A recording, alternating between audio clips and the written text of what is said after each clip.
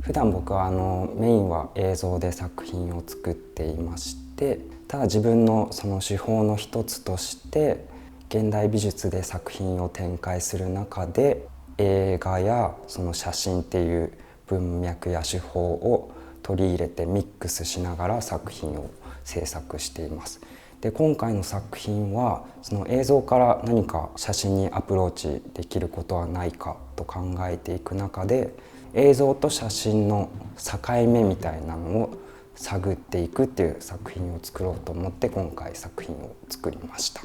今回の作品はダンスを撮っていまして、そのダンスが映像から写真に近づいていく中でどういった風に振り付けが変わっていくのかっていうのをちょっと見せれたら面白いかなと思って作っています。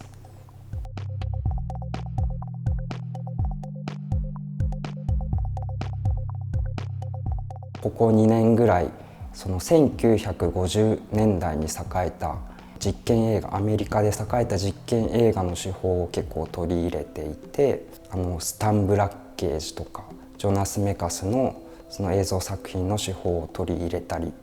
しています。今回の作品も少し取り入れました。それに合わせて写真ではよくある手法の一つ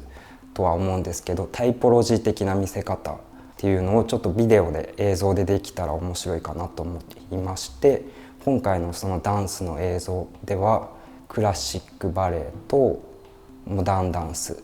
あとコンテンポラリーダンスと、あと日本の舞踏っていう4つのダンスを並べてその違いを見せていくっていう手法をやっています。